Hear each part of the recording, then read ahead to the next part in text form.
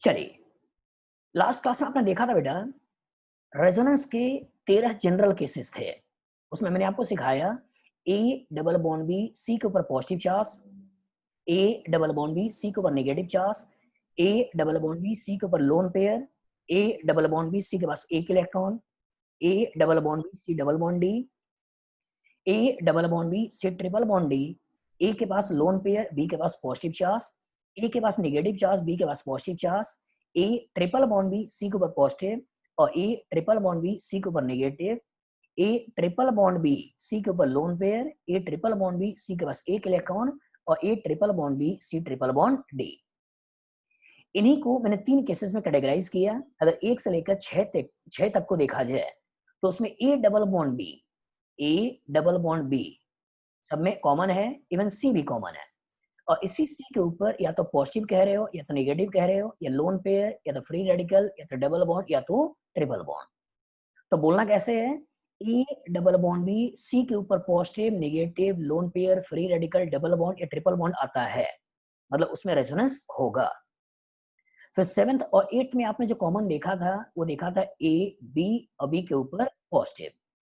इसी ए के पास या तो लोन पेयर ऑफ इलेक्ट्रॉन होगा या नेगेटिव चार्ज होगा, तो ए के पास लोन पेयर या नेगेटिव बी के ऊपर पॉजिटिव, ऐसे केसेस में आपको रेजोनेंस सोचना है। और तीसरा केस हमने बनाया था इनसे A triple bond B, A triple bond B इन 9 से लेकर 13 तक कॉमन है, तो ए ट्रिपल बॉन्ड बी और इसी सी के ऊपर या तो पॉजिटिव या तो नेगेटिव या तो लोन पेयर या तो फ्री रेडिकल या तो ट्रिपल बॉन्ड। डबल बॉन्ड आप इसमें ले चुके हो, अब इधर से देख सकते हो A triple bond B C double bond D, इसलिए यहाँ पे फिर से डबल बॉन्ड मैंने नहीं लिखा। तो ये 13 केसेस है बेटा, जिसको मैंने छोटे में करके 3 केसेस में कैटेगराइज किया है। इसी से आपको सारा का सारा रेजोनेंस देखना होता है। सभी लोगों ने इन 13 केसेस को याद कर लिया है? आर्यन बताओ, सजल हाँ। और कल की क्लास में मैंने होमवर्क दिया था प्लस आई माइनस आई का ऑर्डर भी आपको याद करना था, याद कर लिया है? पारुल बताइए बेटा, सेजल, मानवी, वेरी गुड। तो माइनस आई प्लस आई जहां भी सिग्मा होगा वहां वो होगा, मतलब वो ऑर्डर याद होना चाहिए। और पाई वाले केसेस में जो बात करेंगे तो ये जगह है जहां पर रेजोनेंस वाली बात आपको सोचना है। डिफरेंस क्लियर है? चलिए अब एक टर्म्स को दिमाग में बिठाइए, जहां रेजोनेंस होगा, ये 13 केसेस हैं जहां मैंने बात किया रेजोनेंस होगा। तो जहां रेजोनेंस होगा इसी रेजोनेंस को एक नाम दोगे कॉन्जुगेशन, इसी रेजोनेंस को एक नाम दोगे, वो नाम क्या दोगे? कॉन्जुगेशन। चलिए पॉइंट ग्रुप में लिख लीजिए, resonance is also called as conjugation. देखिए, resonance is also called as conjugation, resonance is also called as conjugation. बनाइए, resonance is also called as conjugation और डीलोकलाइजेशन, और डीलोकलाइजेशन ऑफ पाई इलेक्ट्रॉन्स, और delocalisation, delocalisation of pi electron. मतलब 2 अलग-अलग terms से बोल सकता है, हो सकता है बोल दिए डीलोकलाइजेशन ऑफ पाई इलेक्ट्रॉन किसमें हो रहा है, हो सकता है आपसे पूछ ले कॉन्जुगेशन किसमें हो रहा है, हो सकता है आपसे पूछ ले रेजोनेंस किसमें हो रहा है। तीनों का मतलब एक ही है बेटा। आपसे पूछ सकता है कहां पर रेजोनेंस है, पूछ सकता है कहां कॉन्जुगेशन है, कहां डीलोकलाइजेशन पाई इलेक्ट्रॉन है, तीनों का मतलब एक ही है। लास्ट क्लास में मैंने बताया था कि ये जो particular A double bond B C के पास positive negative lone pair free radical double bond triple bond सोच रहे हो, इस पर्टिकुलर में सिंगल बॉन्ड भी हो सकता है, इस पर्टिकुलर डबल बॉन्ड भी हो सकता है। सिमिलरली यहाँ भी सिंगल बॉन्ड हो सकता है, यहाँ डबल बॉन्ड भी हो सकता है, लेकिन चूंकि कार्बन 5 बॉन्ड भी बना सकता है इसलिए डबल बॉन्ड वाली बात यहाँ पर नहीं होती है। इसी को मैंने यहाँ पर नेक्स्ट वाले स्लाइड में बोल दिया था कि double bond triple bond, double bond single bond दोनों आप सोच सकते हो सी और डी के बीच में। चलिए ध्यान से एक चीज और दिमाग बैठाइएगा, A double bond B C के पास positive negative lone pair free radical double bond या ट्रिपल बॉन्ड, मेनली आपको रेजोनेंस इन्हीं के बीच में दिखाई देगा। और जो इन्हीं के बीच में दिखाई देगा कि जो सी वाली पोजीशन है, इस पोजीशन को बोलते हैं कॉन्जुगेट पोजीशन है। इस पोजीशन को क्या बोलते हैं? कॉन्जुगेट पोजीशन है। तो कभी ए डबल बॉन्ड बी और इस सी कॉन्जुगेट पोजीशन में positive negative lone pair free radical double bond या ट्रिपल बॉन्ड है, उस केस में आपको बोलना है रेजोनेंस होगा। तो ये पोजीशन भी आपके दिमाग में अच्छी तरीके से बैठा होना चाहिए। इस सी वाली पोजीशन को बोला जाता है कॉन्जुगेट पोजीशन है। चलिए इसको लिख लीजिए कि A double bond B C, और इस सी वाली पोजीशन का नाम क्या है? Conjugate position. चलिए बनाइए, लिखिए, बनाइए। आकाश बनाओ, यूवी।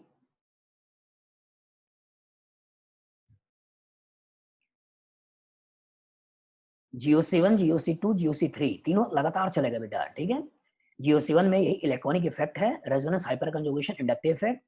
GOC2 वाले सेगमेंट में आप रिएक्शन इंटरमीडिएट्स वाले सेगमेंट को देखोगे, और GOC3 वाले में एसिड बेस वाले सेगमेंट को देखोगे। चलिए आते हैं बैक वाले स्लाइड में बेटा, जो कल हमने पढ़ाया था वही दिखाया है, कहाँ कहाँ रेजोनेंस होता है वही केसेस है, ठीक है मोहम्मद। चलिए दिमाग बैठाइए, दिमाग में बैठाइए। यहाँ जो ABCD की बात कर रहे हैं बेटा, वो ABCD कुछ भी हो सकता है। वो कार्बन भी हो सकता है, ऑक्सीजन भी हो सकता है, नाइट्रोजन भी हो सकता है, हेलोजन भी हो सकता है। मतलब आप कोई भी एटम सोच सकते हो। मतलब जब हम बात कर रहे हैं A double bond B C के पास positive, negative, lone pair, free radical, double bond या ट्रिपल बॉन्ड, तो ये डबल बॉन्ड कार्बन कार्बन का भी हो सकता है, ये डबल बॉन्ड कार्बन ऑक्सीजन का भी हो सकता है, ये ट्रिपल बॉन्ड कार्बन कार्बन का भी हो सकता है, ट्रिपल बॉन्ड कार्बन नाइट्रोजन का भी हो सकता है। इवन यहाँ भी डबल बॉन्ड कार्बन कार्बन का, कार्बन ऑक्सीजन का कुछ भी सोच सकते हो। ये जो सी है, ये ऑक्सीजन भी हो सकता है, कार्बन भी हो सकता है, नाइट्रोजन भी हो सकता है। इनके ऊपर पॉजिटिव नेगेटिव लोन पेयर वाली बात हो सकती है, ठीक है। चलिए अब ध्यान से दिमाग में बैठाइएगा, ध्यान से दिमाग में बैठाइएगा। जो भी आपको रेजोनेटिंग स्ट्रक्चर बनाना है, उसमें अगर रेजोनेंस का इन्वॉल्वमेंट होता है, मतलब इलेक्ट्रॉन एक जगह से दूसरी जगह जाएगा।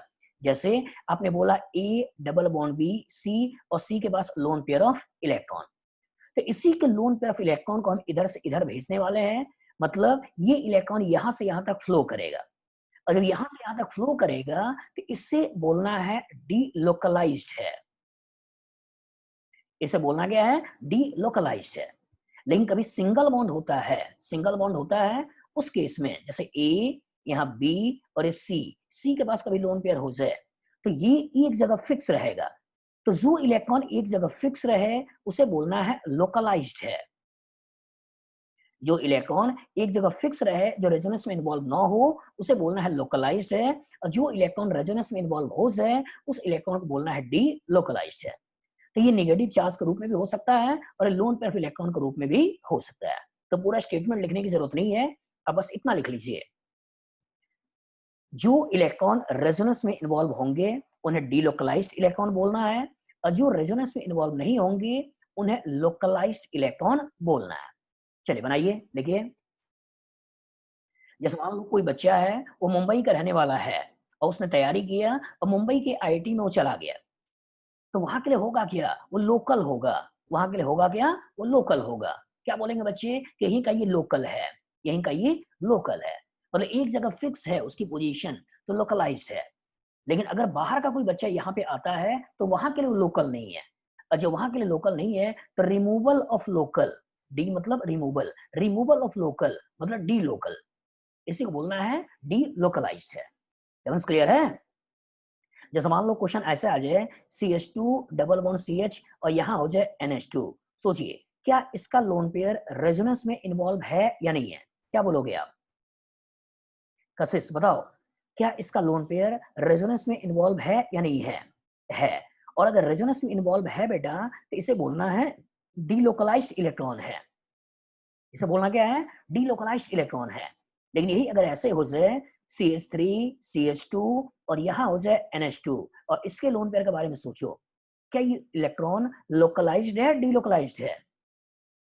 लोकलाइज्ड है, वेरी गुड। तो ये एक जगह फिक्स रहे, इनडायरेक्टली रेजोनेंस इन्वॉल्व ना हो, उसे बोलना है लोकलाइज्ड है, और जो रेजोनेंस इन्वॉल्व हो उसे बोलना है डी लोकलाइज्ड है। याद रहेगा? याद रहेगा? चलिए आते हैं, चलिए अब दिमाग में कुछ चीजें और दिमाग में बैठाइए, दिमाग में और अच्छी तरीके से थॉट्स को बैठाइए। चलिए सोचते हैं, सोचते हैं। जितने भी हमें रेजोनेटिंग स्ट्रक्चर्स बनाने हैं, ध्यान रखिएगा, जितने भी हमें रेजोनेटिंग स्ट्रक्चर्स बनाने हैं वो सारे के सारे resonating structure proper Lewis structure होने चाहिए। जितने भी आप रेजोनेटिंग स्ट्रक्चर बना रहे हो वो सारे के सारे resonating structure proper Lewis structure होना चाहिए। चलिए पॉइंट ग्रुप में लिखिए, अभी सही हो जाएगा बेटा। लिखिए पॉइंट ग्रुप में सब लोग नोट करिए। ऑल द रेजोनेटिंग स्ट्रक्चर्स, देखिए पॉइंट ग्रुप में लिखिए, all the resonating structures must be proper Lewis structure. All the resonating structures must be proper Lewis structure. All the resonating structure must be proper Lewis structure. Proper Lewis structure. Proper Lewis structure. चलिए अब इस proper Lewis structure का क्या मतलब हुआ, ध्यान समझिएगा। इसका मतलब ये हुआ कि ये जो पीरियोडिक टेबल हम लेके चल रहे हैं, ये जो हम पीरियोडिक टेबल लेके चल रहे हैं, पीरियोडिक टेबल लेके चल रहे हैं, और इसी पीरियोडिक टेबल में ये हाइड्रोजन है, ये कार्बन है, ये नाइट्रोजन है, ऑक्सीजन है, फ्लोरीन है, क्लोरीन है, ब्रोमीन है, आयोडीन है, यहाँ सल्फर है, फास्फोरस है, इन्हीं के द्वारा कंपाउंड का फॉर्मेशन हम करने वाले हैं। ये सेकंड पीरियड के एटम्स हैं, इनके पास केवल s ऑर्बिटल होते हैं, इनके पास केवल p ऑर्बिटल्स होता है, और मैक्सिमम इलेक्ट्रॉन रखने की इनकी जो टेंडेंसी होती है वो मैक्सिमम इलेक्ट्रॉन 8 ही रख सकते हैं। और जब मैक्सिमम इलेक्ट्रॉन ये 8 ही रख सकते हैं तो हमें कोई भी ऐसा रेजोनेटिंग स्ट्रक्चर बनाने के बारे में नहीं सोचना है जिसमें इलेक्ट्रॉन का नंबर 8 से ज्यादा हो जाए। हमें ऐसा कोई भी स्ट्रक्चर बनाने के बारे में नहीं सोचना है जिसमें इलेक्ट्रॉन का नंबर 8 से ज्यादा हो जाए। अगर 8 से ज्यादा इलेक्ट्रॉन हो गया तो प्रॉपर लेविस स्ट्रक्चर नहीं होगा। इस तरह के स्ट्रक्चर्स के बारे में हमें नहीं सोचना है। जैसे मान लो अगर ऐसा हो जाए कि CH2 डबल बॉन्ड CH और यहां हो जाए NH3+।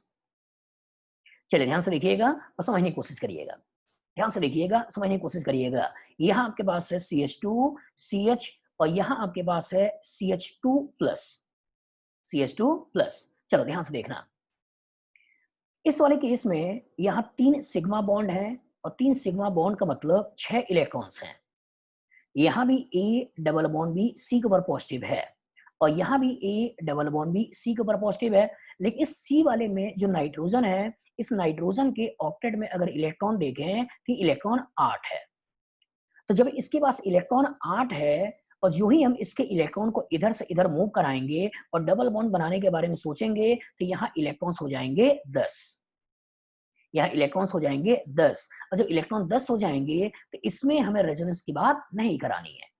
लेकिन जब इसके इलेक्ट्रॉन को इधर से इधर शिफ्ट किया और इसके इलेक्ट्रॉन को शिफ्ट करके अगर मैं ऐसा स्ट्रक्चर बनाने के बारे में सोच रहा हूं, ऐसा स्ट्रक्चर बनाने के बारे में सोच रहा हूं, तो इसके पास 6 इलेक्ट्रॉन था, ये 2 इलेक्ट्रॉन आ गया, 8 ही इलेक्ट्रॉन हुए, ऑक्टेट कंप्लीट है। और जो ऑक्टेट कंप्लीट हो सकता है, हो रहा है, इसलिए इसके इलेक्ट्रॉन को इधर से इधर तो भेज दोगे, लेकिन इसके इलेक्ट्रॉन को इधर से इधर नहीं भेजोगे, क्योंकि जो ही ऐसे बनाने की कोशिश किया, एक बार बना के दिखाऊं, तो यहाँ पे बन गया पॉजिटिव चार्ज, यहाँ हो गया CH डबल बॉन्ड बना रहे हो N, ये बना रहे हो H, ये बना रहे हो H, ये बना रहे हो H। अब अगर इसके इलेक्ट्रॉन को गिनो तो यहाँ 1 2 3 4 5 6 7 8 9 और 10। तो क्या कभी भी नाइट्रोजन के ऑक्टेट में 10 इलेक्ट्रॉन रखोगे? बताइए देवांश, क्या कभी नाइट्रोजन के ऑक्टेट में 10 इलेक्ट्रॉन रखोगे? नहीं। तो अच्छी तरह दिमाग में बैठा लेना बेटा कि जितने भी हमें रेजोनेटिंग स्ट्रक्चर्स बनाने हैं वो resonating structure proper Lewis structure होना चाहिए। मतलब कार्बन मैक्सिमम 4 बॉन्ड बना सकता है, नाइट्रोजन मैक्सिमम 4 बॉन्ड बना सकता है, ठीक है। मतलब मैक्सिमम इलेक्ट्रॉन रखने की जो बात कर रहे हैं वो रखने की बात हो सकती है 8। 8 से ज्यादा इलेक्ट्रॉन नहीं सोचना है, भले ही आपको दिखाई दे A डबल बॉन्ड भी C के ऊपर पॉजिटिव, लेकिन फिर भी हमें रेजोनेंस की बात नहीं सोचनी है अगर उसमें 8 इलेक्ट्रॉन से ज्यादा हो रहा है। जैसे यहाँ पे हो क्या रहा है, पहले से 8 इलेक्ट्रॉन था, अगर इलेक्ट्रॉन का मूवमेंट कराती 10 इलेक्ट्रॉन हो जाता, इसलिए यहाँ पर कहानी नहीं सोचनी है। लेकिन यहाँ 6 इलेक्ट्रॉन था, रेजोनेंस कराते तो 8 इलेक्ट्रॉन हो जाता, यहाँ कहानी सोच लेनी है। बात समझ में आ गई? बात समझ में आ गई? चलिए इन दोनों एग्जाम्पल के रूप में लिख लीजिए, बनाइए इन दोनों को एग्जाम्पल के रूप में लिखिए। नाइट्रोजन की 3 वैलेंसी होती है बेटा, लेकिन चूंकि एक लोन पेयर ऑफ इलेक्ट्रॉन होता है, तो वो लोन पेयर ऑफ इलेक्ट्रॉन भी प्रोटॉन को अपना इलेक्ट्रॉन दे सकता है, इसलिए नाइट्रोजन 4 बॉन्ड बना लेता है। चलिए बनाइए, लिखिए इन दोनों स्ट्रक्चर्स को बना लीजिए। ध्यान रखिएगा, नाइट्रोजन पहले से कहीं भी 4 बॉन्ड बनाया होगा तो इलेक्ट्रॉन का मूवमेंट मत कराइएगा, अदरवाइज इलेक्ट्रॉन 10 हो जाएंगे। चलिए करिए, बनाइए। सुगंध अभी और क्लियर करेंगे बेटा, अभी बहुत सारे एग्जांपल लेंगे, क्वेश्चन भी हम लोग इस क्लास में करेंगे, अभी आपका कॉन्सेप्ट क्लियर हो जाएगा। ठीक है, चलिए दिमाग में बैठाइए, पहले पहले कॉन्सेप्ट्स को दिमाग में बैठाइए। लिख लिया? लिख लिया? बताइए। नो, हाँ लिखो राहुल, लिखो लिखो। नितिन, हाँ। चलिए गुड। चलिए कॉन्सेप्ट बनाइए, कॉन्सेप्ट को बनाइए। जैसे मान लीजिए आपको क्वेश्चन ऐसे पूछ लिया, आपको क्वेश्चन ऐसे पूछ लिया, एक मिनट मैं जरा एक ब्लैंक पेज ले लूं। चलिए सोचते हैं क्या। एक मिनट बेटा,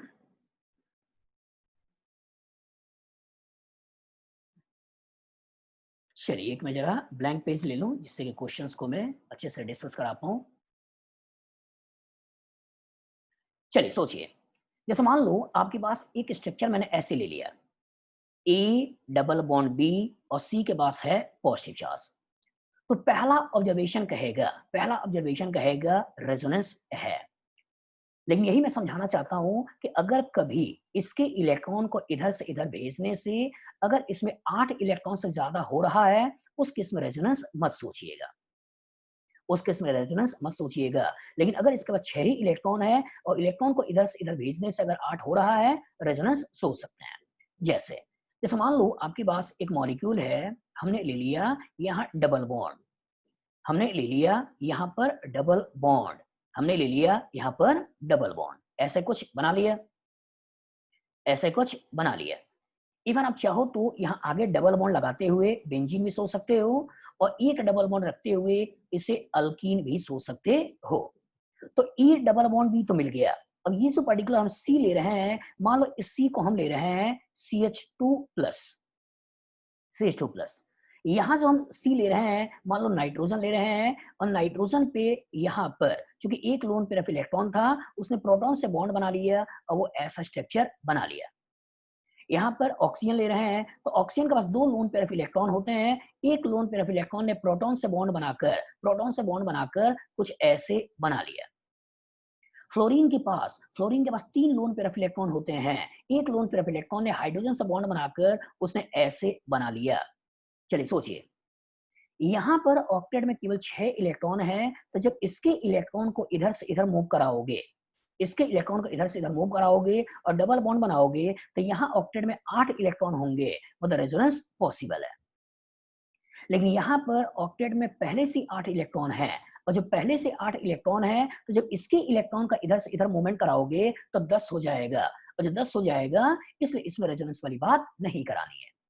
इसी तरीके से यहाँ भी देखो 2, यहाँ 2 4, ये 2 6 और ये 2 8, पहले से 8 इलेक्ट्रॉन है, अगर इधर से मूवमेंट कराया इलेक्ट्रॉन 10 हो जाएगा, मतलब नहीं सोचना है।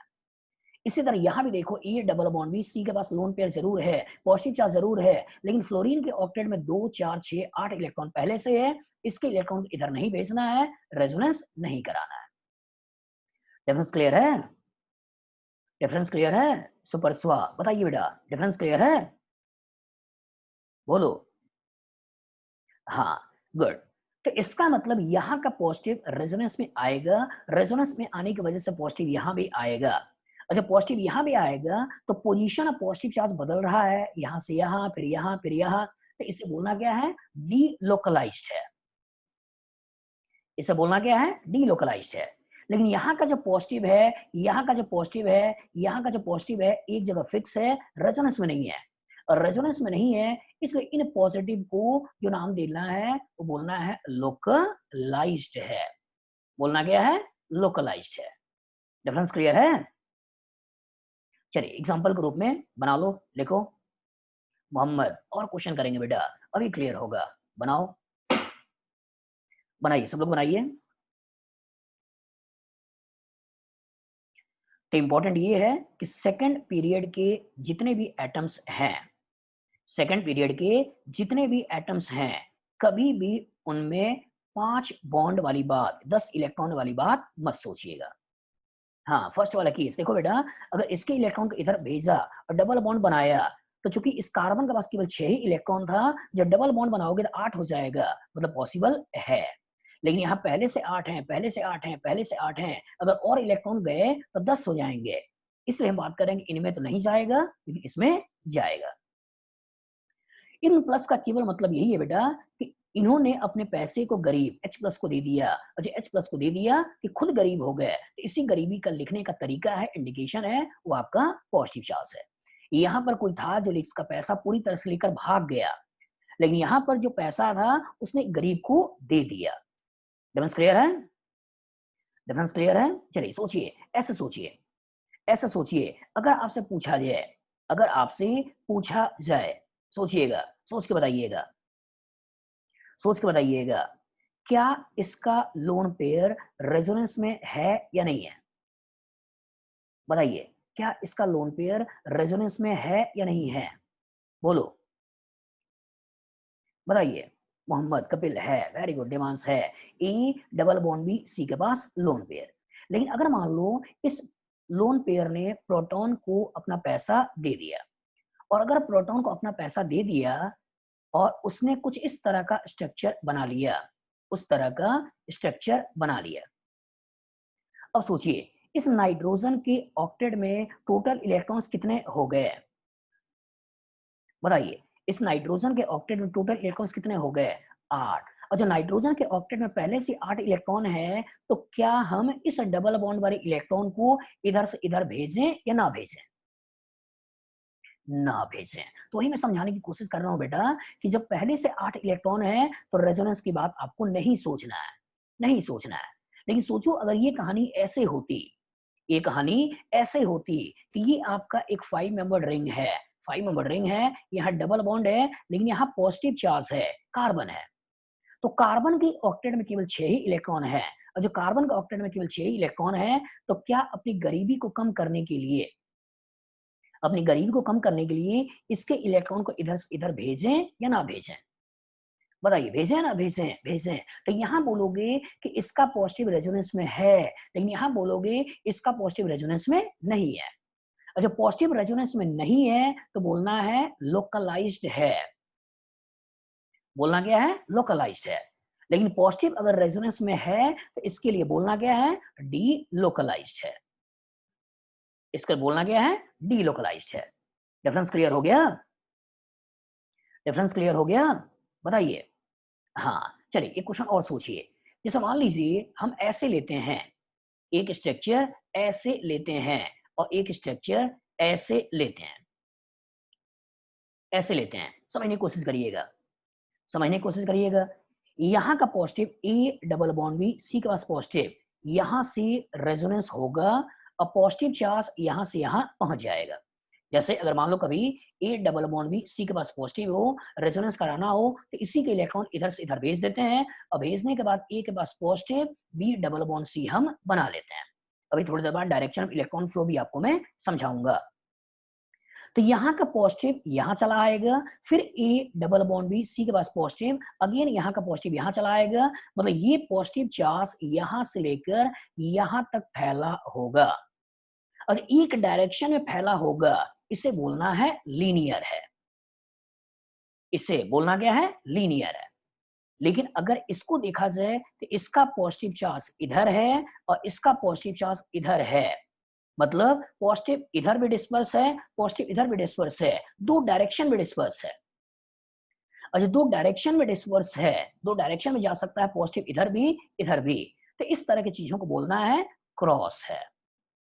इस तरह को क्या बोलना है? क्रॉस है। चलिए बस समझिए, अगर एक डायरेक्शन में पॉजिटिव चार्ज आगे बढ़ता चला जाए, बोलना क्या है? लीनियर है। लेकिन अगर दो डायरेक्शन में बढ़ जाए, बोलना क्या है? क्रॉस है। तो इसी को कभी कभी बोल सकता है लीनियर कॉन्जुगेशन, इसी को बोल सकता है लीनियर कॉन्जुगेशन, इसी को कभी कभी बोल सकता है क्रॉस कॉन्जुगेशन। क्रॉस कंजुगेशन, मतलब इलेक्ट्रॉन अगर दो डायरेक्शन में जाए उसे बोलना है क्रॉस है, इलेक्ट्रॉन अगर एक ही डायरेक्शन में आगे बढ़े इसे बोलना है लीनियर है। चलिए इसको भी लिख लो, बनाओ, बनाइए।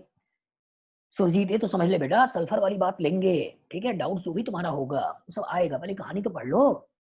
चलो आओ बनाओ, चले बनाइए। एक डायरेक्शन में इलेक्ट्रॉन आगे बढ़ता चला जाए लीनियर, लेकिन अगर दो डायरेक्शन आ जाए क्रॉस, मतलब अगर आप चौराहे पे खड़े हैं, डायरेक्शन एक से ज्यादा है, मतलब क्रॉस की बात हो रही है, लेकिन अगर चौराहा है ही नहीं, लगातार बढ़ते चले जा रहे हो, लगातार बढ़ते चले जा रहे हो, चौराहे है ही नहीं, मतलब इसे बोलना क्या है, लीनियर है। एक डायरेक्शन में आगे बढ़ते चले जाओ, इसे बोलना क्या है, लीनियर है। लेकिन अगर चौराहे आ गए, रास्ते अलग होने की संभावनाएं हैं, मतलब कहानी क्या है, क्रॉस है। इधर भी जा सकते हो, इधर भी जा सकते हो, तो बात आएगी क्रॉस की। याद रहेगा, याद रहेगा देवांश, बताइए। हाँ, चलिए तो इसी से रिलेटेड कुछ कॉन्सेप्ट बेस्ड क्वेश्चन को करने की कोशिश करते हैं और देखते हैं कि आपका कॉन्सेप्ट इतना पार्ट क्लियर हुआ या नहीं। चलिए देखिए और सोच के बताइएगा। जैसे एक क्वेश्चन मैंने आपको दे दिया, एक क्वेश्चन मैंने आपको दे दिया, find the molecule in which positive charge is not present in resonance. सोचिए, क्या ये पॉजिटिव चार्ज रेजोनेंस में है या नहीं है, क्या बोलोगे? फर्स्ट में पॉजिटिव चार्ज रेजोनेंस में है या नहीं है? बताओ राहुल। है, शिवम है, गुड, ओजस है, very good. A double bond B C के ऊपर पॉजिटिव, जो कि कार्बन के पास केवल 6 इलेक्ट्रॉन है, इसलिए रेजोनेंस वाली बात हम करेंगे। लेकिन सोचिए सेकंड में, क्या सेकंड में नाइट इस पॉजिटिव चार्ज को रेजोनेंस में माने या ना माने? माने या ना माने? ना माने, वेरी गुड, ना माने, क्योंकि नाइट्रोजन के पास पहले से 8 इलेक्ट्रॉन है, और जो पहले से 8 इलेक्ट्रॉन है तो इसके इलेक्ट्रॉन को आगे वो नहीं भेजेगा। थर्ड में सोचिए, रेजोनेंस में सोचे या ना सोचें? सोचें ना सोचें शिवम, बताओ। ना सोचें, क्यों? क्योंकि ऑक्सीजन के पास 2 लोन पेयर होते हैं बेटा, एक लोन पेयर तो बॉन्ड बना लेगा, एक लोन पेयर पड़ा हुआ है, यहाँ पहले से 8 इलेक्ट्रॉन है, इसका इलेक्ट्रॉन इधर ना भेजें। फ्लोरीन, क्या इस पॉजिटिव चार्ज को रेजोनेंस में सोचें या ना सोचें? बताओ क्या बोले? ना सोचें, क्यों? क्योंकि पहले से ही 8 इलेक्ट्रॉन है, इसके इलेक्ट्रॉन को इधर नहीं भेजना है। सिमिलरली इस पॉजिटिव को रेजोनेंस में सोचें या ना सोचें? बताइए, सोचें या ना सोचें? बताओ। इस पॉजिटिव को हम अगर थोड़ी देर के लिए ऐसे मान लें, ऐसे मान लें, इसको ऐसे तोड़ दें, और जब ऐसे तोड़ दें तो इस पर्टिकुलर को ऐसे भी सोच सकते हो। इस डबल बॉन्ड को ऐसे बना दिया, इसको ऐसा ना करके ऐसे तोड़ दें, इस इलेक्ट्रॉन को ऐसे ऐसे तोड़ दिया, तो यहां बन गया आपके पास नाइट्रोजन H और यहां बन गया पॉजिटिव। चलिए ध्यान से देखिए, कंडीशन क्या बन गई बेटा? कंडीशन बन गई ए के पास लोन पेयर, बी के पास पॉजिटिव चार्ज। ए के पास लोन पेयर, बी के पास पॉजिटिव चार्ज, तो इसी का तो आपने रेजोनेंस कराया है और रेजोनेंस करा कर ये बनाया। तो यहाँ 8 इलेक्ट्रॉन तो थे, हम आगे से पाई इलेक्ट्रॉन की बात नहीं कर रहे हैं, हम आगे से पाई इलेक्ट्रॉन की बात नहीं कर रहे हैं। अगर इस पाई बॉन्ड के बारे में सोचोगे तो ये पाई बॉन्ड के इलेक्ट्रॉन को जब इधर भेजोगे तो इस बॉन्ड को ऐसे तोड़ सकते हो, इस इलेक्ट्रॉन को इधर भेजोगे इसे ऐसे तोड़ सकते हो, तो पाई पाई आपस में रेजोनेंस में तो है, पाई पाई आपस में रेजोनेंस में है, लेकिन इस पर्टिकुलर एक पाई बॉन्ड को अगर तोड़ो तो नाइट्रोजन के पास लोन पेयर और कार्बन के पास पॉजिटिव दिखा सकते हो ना। और जो नाइट्रोजन के पास लोन पेयर, कार्बन के पास पॉजिटिव दिखा सकते हो, तो इनके बीच में बॉन्ड को हम बना सकते हैं, इनके बीच में हम बॉन्ड को बना सकते हैं। डिफरेंस क्लियर है? और जब बॉन्ड को बना सकते हैं मतलब इसमें नाइट्रोजन का लोन पेयर रेजोनेंस में आएगा, तब जाकर यही वाला स्ट्रक्चर बनेगा, इसलिए बोलोगे पॉजिटिव चार्ज यहाँ रेजोनेंस में है। तो ध्यान दीजिएगा, यहाँ पर 6 इलेक्ट्रॉन था, इसलिए रेजोनेंस की बात नहीं कर रहे थे, यहाँ 8 इलेक्ट्रॉन था, और इसी पाई बॉन्ड, बगल वाले पाई बॉन्ड को तोड़ रहे हैं, यहाँ 8 इलेक्ट्रॉन था, बगल वाले पाई बॉन्ड को तोड़ रहे हैं, यहाँ 8 इलेक्ट्रॉन था, बगल वाले पाई बॉन्ड को तोड़ रहे हैं, यहाँ 8 इलेक्ट्रॉन था, उसी के ऊपर वाले पाई बॉन्ड को तोड़ रहे हैं। अच्छा, उसी के ऊपर वाले पाई बॉन्ड को तोड़ रहे हैं बेटा, तो इस ए डबल बॉन्ड बी को तोड़ तो सकते हैं ना, इसे ऐसे तोड़ सकते हैं, और जो ऐसे तोड़ सकते हैं तो यहाँ नेगेटिव और यहाँ पॉजिटिव बना सकते हैं, मतलब इनडायरेक्टली यहाँ लोन पेयर और यहाँ पॉजिटिव बना सकते हैं, तो इसी लोन पेयर पॉजिटिव की वजह से यहाँ रेजोनेंस वाली बात हम कर रहे हैं। चलिए सोचिए, इसमें सोचिए। चलिए अगर आपसे पूछा जाए व्हाट आर लोकलाइज्ड इलेक्ट्रॉन, चलिए बताइए, व्हाट आर लोकलाइज्ड इलेक्ट्रॉन, ये बार बार ये कहां से आ जा रहा है, चलिए बताइए, एक minute. What are localized electron? चलिए बताइए, लोकलाइज्ड इलेक्ट्रॉन क्या होते हैं? लोकलाइज्ड इलेक्ट्रॉन क्या होते हैं? Very good Utkarsh. Which does not participate in resonance. जो रेजोनेंस में इन्वॉल्व नहीं होगा वो लोकलाइज्ड है, जो रेजोनेंस इन्वॉल्व होगा वो डी लोकलाइज्ड है। Very good. चलिए सोचिए, इसको सोचिए। Find the molecule in which lone pair of electron are delocalized. Delocalized मतलब रेजोनेंस में है। चलिए सोचिए, यहां जो लोन पेयर है क्या वो रेजोनेंस में है या नहीं है? क्या बोलोगे? क्या बोलोगे अनुराग बताओ? है। Very good. A double bond B C के पास लोन पेयर। क्या इसका लोन पेयर रेजोनेंस में है या नहीं है? क्या बोलोगे मयंक? है। Good. A double bond B C के पास लोन पेयर। क्या इसका लोन पेयर रेजोनेंस में है या नहीं है? शिवम? राहुल? नहीं है। Very good. क्यों? क्योंकि बीच में आ गया सिंगल बॉन्ड। तो E double bond B C और डी के पास लोन पेयर की बात कर रहा है। A double bond B C और डी के पास लोन पेयर की बात कर रहा है, इसलिए बोलना है कि ये रेजोनेंस में नहीं है। लेकिन यहाँ A double bond B C के पास lone pair, A double bond B C के पास लोन पेयर, मतलब इनमें रेजोनेंस है। याद रहेगा? याद रहेगा? क्वेश्चन को लिखने के टाइम के लिए ना सोचो बेटा, सीट्स वगैरह क्वेश्चन आप लोग डायरेक्ट लगाइएगा। ठीक है, कम टाइम में यहाँ पे हम प्रैक्टिस करवाना चाहते हैं। ठीक है, प्रैक्टिस करवाना चाहते हैं। फिर से बोल रहे हैं, यहाँ पर मैं क्वेश्चंस के थ्रू आपकी प्रैक्टिस करवाना चाहता हूँ, कॉन्सेप्ट बनाना चाहता हूँ। रेजोनेंस वाले जो मॉड्यूल्स हैं उनमें जो क्वेश्चंस हैं, मेरी जो बुक है उनमें जो क्वेश्चंस हैं उनसे आप डिटेल में ज्यादा से ज्यादा क्वेश्चन भी लगा सकते हो। प्रकाश, ध्यान से देखो बेटा, ई डबल बॉन्ड बी ये सी है और ये डी है, और डी के पास लोन पेयर की बात हो रही है, इसलिए इसमें हम रेजोनेंस की बात नहीं सोचेंगे।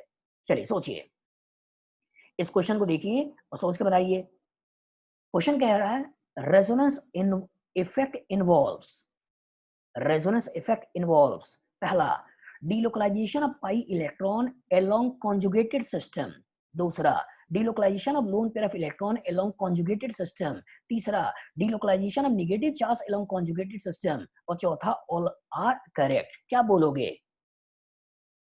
Shivam, Kashyap, Redmi, Kapil, Rahul, Sahas, Satyam, Adarsh, Mohammad, Abhinandan, Anurag. Very good, very good. सारे के सारे सही हैं। मतलब कॉन्जुगेटेड सिस्टम ही तो रेजोनेंस की बात करना है, और कॉन्जुगेटेड सिस्टम है क्या? E double bond B C. अभी मैंने बोला रेजोनेंस का एक नाम है, वो नाम क्या है? कॉन्जुगेशन। कॉन्जुगेशन मतलब कॉन्जुगेटेड सिस्टम। चलिए सोचिए, मान लो ये क्वेश्चन पूछता है विच स्टेटमेंट इज रॉन्ग, ध्यान देखिएगा, रॉन्ग अबाउट रेजोनेंस। पहला कह रहा है resonance is a stabilizing phenomena, दूसरा कह रहा है resonance occur along conjugated system, तीसरा कह रहा है resonance occur along sigma bonded system, और चौथा कह रहा है resonance is a permanent effect in any molecule. क्या कहोगे? Very good, very good, very good. चलिए आकाश, आदर्श, सोचिए, रेजोनेंस में हम लोन पेयर ऑफ इलेक्ट्रॉन को, पॉजिटिव चार्ज को, नेगेटिव चार्ज को डिस्पर्सिव तो कर रहे हैं। तो गरीबी जितना ज्यादा फैल जाए, अमीरी जितना ज्यादा फैल जाए, उतना ज्यादा मॉलिक्यूल स्टेबल हो जाता है। तो पहला तो सही है बेटा, रेजोनेंस स्टेबलाइजिंग फिनोमिना होता है, कॉन्जुगेटेड सिस्टम में ही होता है। लेकिन ध्यान से देखिए, यहाँ कह रहा है resonance occur along sigma bonded system. Rahul, Ojas, Abhinandan, खासकर, क्या सिग्मा बॉन्डेड सिस्टम में रेजोनेंस पढ़ाया था मैंने? नहीं। रेजोनेंस में पाई इलेक्ट्रॉन या नॉन बॉन्डिंग इलेक्ट्रॉन का मूवमेंट कराना है। रेजोनेंस में पाई इलेक्ट्रॉन या नॉन बॉन्डिंग इलेक्ट्रॉन का मूवमेंट कराना है, सिग्मा का इलेक्ट्रॉन का मूवमेंट नहीं कराना है। सिग्मा का इलेक्ट्रॉन का मूवमेंट कहाँ कराना है? इंडक्टिव इफेक्ट में, इंडक्टिव इफेक्ट में। और चूंकि ये भी एक परमानेंट इफेक्ट है, अगर पोलैरिटी होगी तो इलेक्ट्रॉन मूव करेगा ही करेगा। इसलिए जो गलत है वो कौन सा है? सी। चलिए इसमें सोचिए, इसमें सोचिए, इन विच केस लीनियर कंजुगेशन, एक लाइन में कंजुगेशन एब्सेंट है, एब्सेंट है। चलिए सोचिए, पहले में लीनियर या क्रॉस, क्या कहोगे? लीनियर या क्रॉस, क्या कहोगे? अनुराग बताओ। Shivam, very good, very good. Kapil, very good. Mohammad, very good. चलिए बाकी लोग बताइए।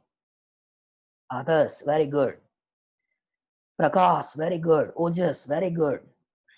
और लोग भी कमेंट करिए, लिखिए लिखिए। Akash, Mohammad, Rizwan, very good. Cross. क्यों? क्योंकि यहाँ का इलेक्ट्रॉन इधर भी जा रहा है, यहाँ का इलेक्ट्रॉन इधर भी आ रहा है, मतलब दो राहे पे खड़े हैं, इसका पैसा इधर भी जा सकता है, इसका पैसा इधर भी जा सकता है। अच्छा, दो राहे पे खड़े हैं, दो रास्ते जा सकते हैं, मतलब बात हो रही है क्रॉस की। इसमें सोचिए बी में लीनियर या क्रॉस। बी में सोचिए सुहास, मयंक, सुगंध। Very good, very good, very good, linear. क्यों? क्योंकि इसमें आप इसके पैसे को इधर आगे एक लाइन में बढ़ाते हुए आगे बढ़ जाओगे। अच्छा, एक लाइन में बढ़ाते हुए आगे बढ़ जाओगे तो कहानी है क्या? लीनियर है। कहानी है क्या? लीनियर है। इसमें सोचिए लीनियर या क्रॉस। अनुराग सोचो लीनियर या क्रॉस। हाँ सुगन, जल्दी नहीं करो बेटा, देखो ध्यान से, इसका पैसा इधर आया, इसका पैसा इधर आया, इसका पैसा इधर आया, सर्किल में तो जा रहा है। और सर्किल में जा रहा है तो कहानी है क्या? लीनियर। तो linear conjugation, linear conjugation, linear conjugation. इसमें सोचिए लीनियर या क्रॉस। लीनियर या cross. Utkarsh, Yuvi, Adarsh, very good, Shivam, very good. है क्या? एक लाइन में आगे बढ़ रहा है, एक लाइन में आगे बढ़ रहा है, मतलब अगेन लीनियर। तो जिसमें एब्सेंट है, नहीं है, कौन सा होगा? ए, बी, सी या डी? कौन सा होगा? A, very good, A. चलिए इसमें सोचिए, इसमें सोचिए, क्वेश्चन कह रहा है in which case cross conjugation is absent, cross conjugation नहीं है। सोचिए, सोचिए, ऑक्सीजन के पास लोन पे इलेक्ट्रॉन होते हैं बेटा, ध्यान रखिएगा। A double bond B, C के पास lone pair, A double bond B, C के पास लोन पेयर, इधर भी पैसा, इधर भी पैसा, इधर भी पैसा, इधर भी पैसा। लीनियर है क्रॉस है? बताओ अदर्स, लीनियर है क्रॉस है? क्रॉस। इसमें सोचिए, इसका पैसा इधर, इसका पैसा इधर, लीनियर है क्रॉस है? क्रॉस। इसमें लीनियर है क्रॉस? लीनियर। इसमें सोचिए लीनियर या क्रॉस? लीनियर या क्रॉस? क्रॉस। इसका पैसा इधर भी गया, इसका पैसा इधर भी गया, इसका पैसा एक लाइन में है, तो जिसमें क्रॉस कंजुगेशन एब्सेंट है वो कौन सा है? सी। सी। सोचिए, अगेन ध्यान दीजिए और सोच के बताइए, in which case positive charge is in conjugation, मतलब पॉजिटिव चार्ज रेजोनेंस में है, रेजोनेंस में है। सोचिए, रेजोनेंस में है, बताओ किसमें? D, very good, very good. A double bond B, C double bond D, C के पास पॉजिटिव, रेजोनेंस डबल बॉन्ड के ऊपर है, पॉजिटिव चार्ज लोकलाइज्ड है, 8 इलेक्ट्रॉन लोकलाइज्ड है, 8 इलेक्ट्रॉन लोकलाइज्ड है, 6 इलेक्ट्रॉन, और जो 6 इलेक्ट्रॉन है मतलब ये डी लोकलाइज्ड है। याद रहेगा? बना लोगे? फ्यूचर में अगर ऐसा क्वेश्चन आएगा, बन जाएगा? बताओ, बना लोगे? यस। चलिए, तो इसी तरह का कुछ क्वेश्चन है बेटा जो मैंने कहीं ना कहीं इसमें डाला हुआ था, जिससे आपकी थोड़ी बहुत प्रैक्टिस में करा पाऊं। चलिए, अब आगे बढ़ते हैं अपने नेक्स्ट सेगमेंट में, जिसका नाम है डायरेक्शन ऑफ इलेक्ट्रॉन फ्लो। चलिए लिखिए, हेडिंग डालिए डायरेक्शन ऑफ इलेक्ट्रॉन फ्लो। लिखिए, हेडिंग डालिए डायरेक्शन ऑफ इलेक्ट्रॉन फ्लो। सत्यम लिखो, डायरेक्शन ऑफ इलेक्ट्रॉन फ्लो। चलिए, ऑर्गेनिक आपको अच्छी तरीके से समझ में आ जाए, इसलिए एक कॉन्सेप्ट दिमाग में बैठा लीजिएगा कि जहां जहां इलेक्ट्रॉन की बात हो, जहां जहां इलेक्ट्रॉन की बात हो, मतलब रुपए पैसे की बात हो रही है, आप अपने आप को मॉलिक्यूल के साथ कनेक्ट कर पाए, जोड़ पाए, उसका एक एजम्पशन दिमाग में बैठा लीजिएगा। जहां जहां इलेक्ट्रॉन की बात हो रही होगी मतलब रुपए की बात हो रही होगी। जहां जहां कार्बन की बात हो रही होगी मतलब वहां आप अपने आप को सोचिएगा कि मैं कहीं ना कहीं कार्बन हूं और मेरे से कहीं ना कहीं इलेक्ट्रॉन आना या जाना चल रहा है, मेरे से कहीं ना कहीं इलेक्ट्रॉन आना या जाना चल रहा है। मतलब इलेक्ट्रॉन मतलब रुपया है, आप मतलब कार्बन हो। फिर से बोल रहे हैं, इलेक्ट्रॉन मतलब रुपया है और आप मतलब कार्बन हो, आप मतलब कार्बन हो। चले सोचिए, जो गरीबी होती है, पैसे की कमी होती है, ये पैसे की कमी किस किस रूप में हो सकती है? बताइए। आपके पास अगर पैसे की कमी है, आपके पास पैसे की कमी है, तो पैसे की कमी कैसे पता चलेगा? सामने वाले को कैसे पता चलेगा कि आप गरीब हो या आप अमीर हो? बताओ कैसे पता चलेगा? पार्थ बताओ। हाँ, हैंड, कपड़े, हाँ, कपड़े, वेरी गुड। आपने क्या पहना है वो डिसाइड करेगा कि आप अमीर हैं गरीब हैं। किस गाड़ी से चल रहे हैं वो डिसाइड करेगा कि आप अमीर हैं गरीब है। किस घर में रह रहे हैं वो डिसाइड करेगा आप अमीर है या गरीब हैं। साइकिल से चल रहे हैं, टूटा हुआ चप्पल है, झोपड़ी में रह रहे हैं मतलब गरीब हैं। लेकिन आलीशान महल में रह रहे हैं, मर्सिडीज कार आपके पास है, मतलब एक दिमाग में हाइपोथेटिकल पिक्चर बनता है कि पैसे की रिस्पेक्ट में अमीर है। टर्म यूज कर रहे हैं, पैसे के रिस्पेक्ट में अमीर हैं। हो सकता है अंदर से दुख के टर्म्स में बहुत ज्यादा ही दुखी हो, मतलब जीवन में खुशियां ही ना हो, सुशांत सिंह राजपूत वाली कंडीशन आ गई हो, लेकिन पैसे के टर्म्स में हो सकता है आप अमीर हो। तो घर बहुत बड़ा होना, गाड़ी बहुत बड़ी होनी, ठीक है, कपड़े बहुत ज्यादा अच्छे होना, ये इंपॉर्टेंट है कि आप पैसे के टर्म्स में अमीर हैं। लेकिन हो सकता है कि किसी दूसरे टर्म्स में आप काफी गरीब भी हो। तो यहाँ पे जिसकी बात कर रहे हैं बेटा, वो हम बात कर रहे हैं पैसे की, किसी दूसरे टर्म्स में अभी आप हमें हमें नहीं सोचना है। तो पैसा मतलब इलेक्ट्रॉन और रुपया, पैसा मतलब इलेक्ट्रॉन और आप मतलब कार्बन।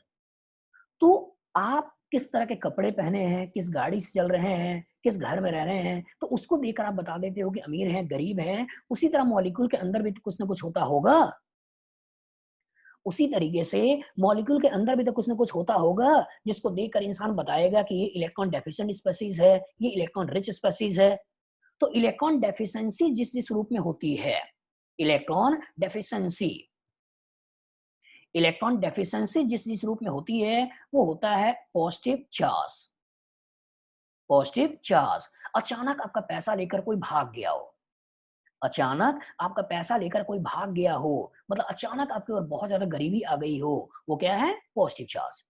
दूसरा, आप मॉल में कपड़े खरीदने गए, आपके पास 600 रुपए तो हैं, लेकिन कपड़ा आपको 800 का पसंद आया।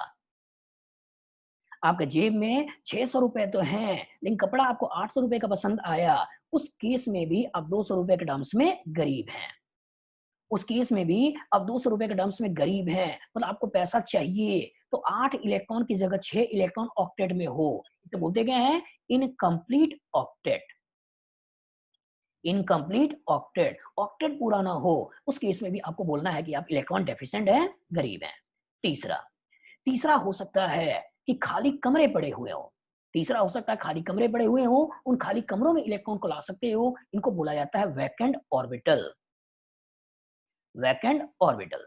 तो गरीबी 3 रूप में होती है, एक हो सकता है पॉजिटिव चार्ज, एक हो सकता है इनकम्प्लीट ऑक्टेट और एक हो सकता है वैकेंट ऑर्बिटल। चलिए इसको एक जगह लिख लीजिए, इलेक्ट्रॉन डेफिशिएंसी। चलिए एक जगह लिख लीजिए, इलेक्ट्रॉन डेफिशिएंसी गरीबी किस किस रूप में हो सकती है? वो हो सकती है पॉजिटिव चार्ज के रूप में, वो हो सकती है इनकम्प्लीट ऑक्टेट के रूप में, वो हो सकता है वैकेंट ऑर्बिटल के रूप में। चलिए बनाइए, करिए।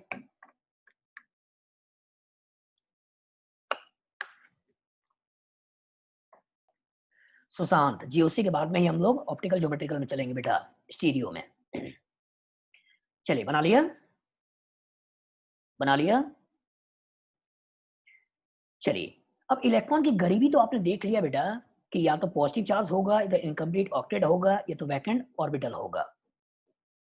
अब इलेक्ट्रॉन की रिचनेस, कौन से स्पेसीज इलेक्ट्रॉन रिच है, इसको कैसे पहचानोगे? अचानक आपकी लॉटरी निकली हो, दूसरे के पैसे को लेकर आप भाग गए हो, दूसरे का पैसा गिरा हुआ आपको मिल गया हो, अचानक आपके पास बहुत सारा पैसा आया हो, मतलब है क्या? Negative charge. बैंक में पड़ा हुआ पैसा हो, यूज ना हो रहा हो, जरूरत के समय काम आने वाला है, लॉकडाउन, इस समय उस पैसे का यूज कर रहे हो, मतलब लोन पेयर ऑफ इलेक्ट्रॉन। तीसरा, बिजनेस में लगाया हुआ पैसा हो, बिजनेस में लगाया हुआ पैसा हो, मतलब वो पैसा आपका भी हो और जिस इंसान के साथ आपने बिजनेस शेयर किया वो पैसा उसका भी हो, मतलब पाई इलेक्ट्रॉन। तो पैसे 3 रूप में होते हैं, या तो आप नेगेटिव चार्ज के रूप में हो, या तो लोन पेयर ऑफ इलेक्ट्रॉन के रूप में हो, या तो पाई इलेक्ट्रॉन के रूप में हो। फिर से बोल रहे हैं, पैसा या तो नेगेटिव चार्ज के रूप में हो, या तो लोन पेयर ऑफ इलेक्ट्रॉन के रूप में हो, या तो पाई इलेक्ट्रॉन के रूप में हो, ये पैसे हैं। अब गरीबी या तो पॉजिटिव चार्ज के रूप में हो, या तो इनकम्प्लीट ऑक्टेट के रूप में हो, या तो वैकेंट ऑर्बिटल के रूप में हो, ये होता है गरीबी। कभी कभी ऐसा भी हो सकता है कि पैसा दिखाई दे, लोन पेयर ऑफ इलेक्ट्रॉन दिखाई दे, लेकिन ऑक्टेट पूरा ना हो, ऑक्टेट पूरा ना हो। उस केस में भी उसे गरीब ही मानना है, अमीर नहीं मानना है, क्योंकि वो इंसान उस समय लोन लेके बैठा होगा, और जब लोन लेके बैठा होगा, कर्ज में होगा, तो उसे कर्ज तो चुकाना है ना। और जब कर्ज चुकाना है, तो उस केस में भी उसे गरीब ही मानना है, अमीर नहीं मानना है।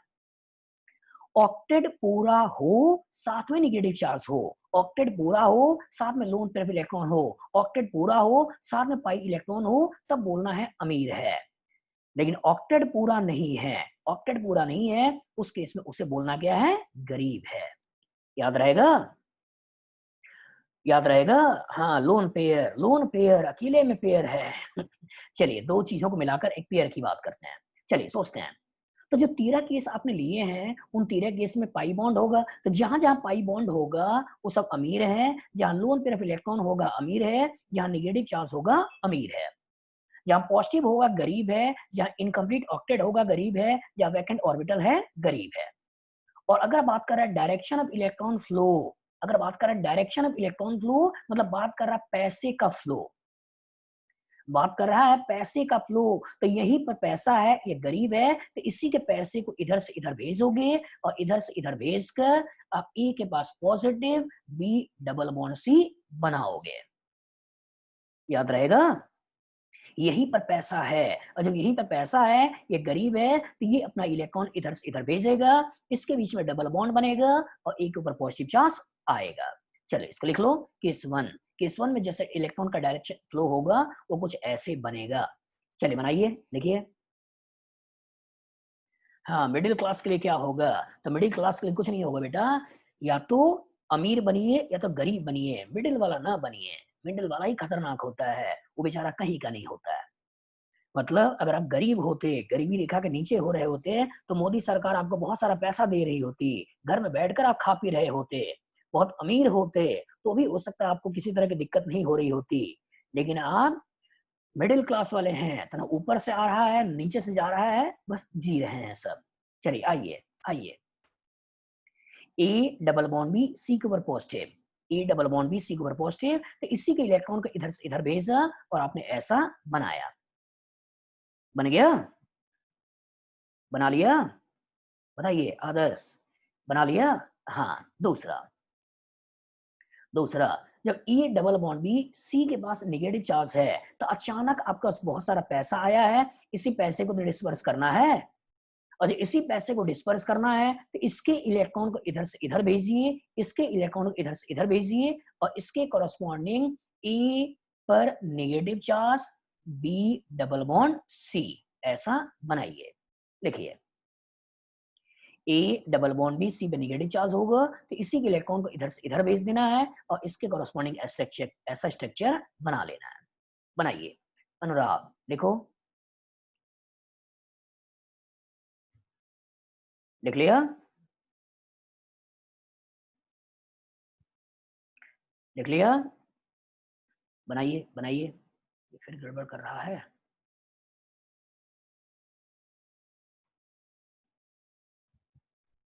चलिए 1 मिनट बेटा, फिर से कुछ गड़बड़ कर रहा है। चलिए, तो दूसरा केस आपने देखा, A double bond B C के पास negative, A double bond B C के पास नेगेटिव। चलिए एक बार फिर से देख लेते हैं, एक बार फिर से चीजों को देखते हैं, एनालाइज करिए। पहला केस मैंने आपको दिखाया, वो केस था जब A double bond B C के पास पॉजिटिव चार्ज था, तो इसी के इलेक्ट्रॉन को इधर से इधर किया, और इससे बनाया ए के पास positive, B double bond C. दूसरा, जब A double bond B C के पास नेगेटिव चार्ज था, तो इसके इलेक्ट्रॉन को इधर से इधर भेजा, और इसको भेजते हुए ए के पास negative, B double bond C ऐसे बनाया। तीसरा, कभी A double bond B C के पास लोन पेयर ऑफ इलेक्ट्रॉन हो जाए, तो इस लोन पेयर ऑफ इलेक्ट्रॉन को इधर से इधर भेजना है, और ऐसे भेजते हुए आपको ए के पास negative, B double bond C, और सी के ऊपर पॉजिटिव चार्ज बनाना है। चलिए नोट करिए, लिखिए। मान्या लिखो बेटा, बनाओ, बनाइए।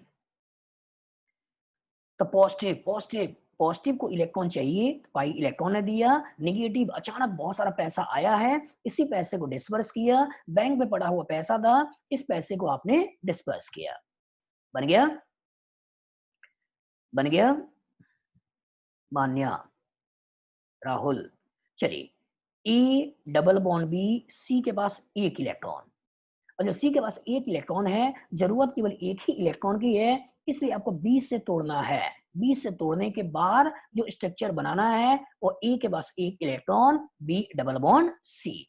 चलिए बनाइए, लिखिए, देखिए, A double bond B, C double bond D, double bond D. तो इसके इलेक्ट्रॉन को इधर से इधर भेज देना है, और इसके कोरस्पॉन्डिंग ए के पास positive, B double bond C, D के पास निगेटिव दिखा देना है।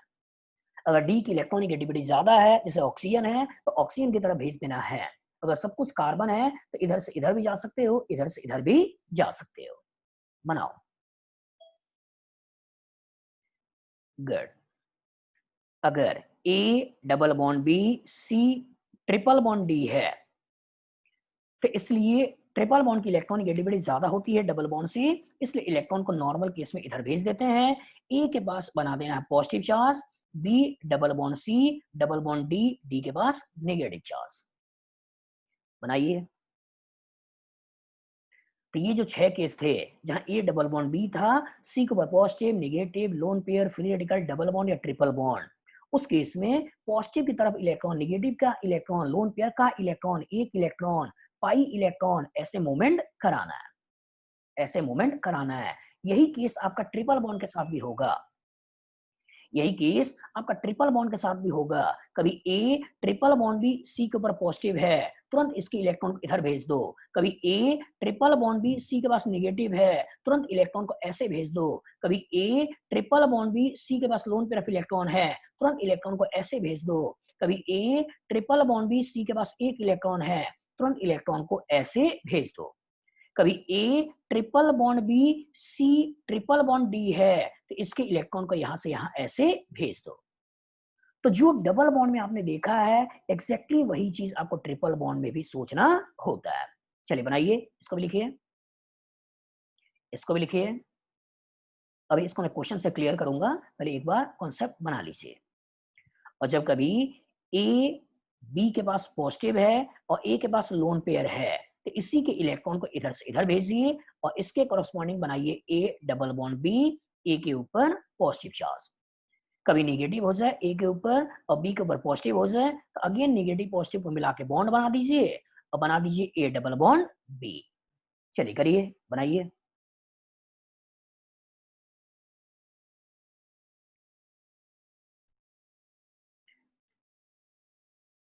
बन गया? सेजल, सत्यम, बनाइए बनाइए। सबने बना लिया? UV, yes. चलिए अब कॉन्सेप्ट बनाइए। अब थोड़ा सा कॉन्सेप्ट बनाइए। ये तो आपने डायरेक्शन यहाँ एबीसीडी के रूप में लिख लिया। अब थोड़ा सा कॉन्सेप्ट बनाते हैं। जैसे मान लो आपको दे दिया CH2 double bond CH2 plus, ऐसे दे दिया, और आपसे बोल दिया इसमें डायरेक्शन ऑफ इलेक्ट्रॉन फ्लो दिखाइए। तो है क्या, A double bond B C के पास positive, A double bond B C के पास पॉजिटिव, तो इसी के इलेक्ट्रॉन को इधर से इधर मूव करा दीजिए, और मूव कराते हुए बना दीजिए CH2, यहां बन गया पॉजिटिव, ये CH डबल बॉन्ड CH2। बना लोगे?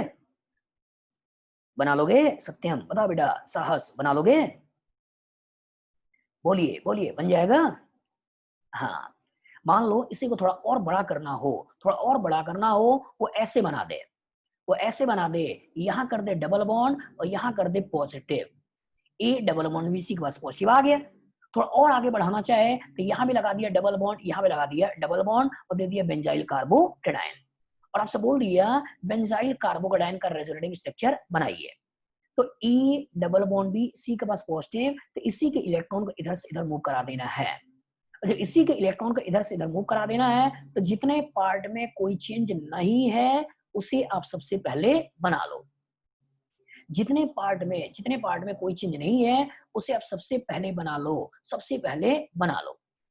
अब इसी के बीच में डबल बॉन्ड बना रहे हो तो इसी के बीच में डबल बॉन्ड बना दो और यहां दिखा दो पॉजिटिव चार्ज।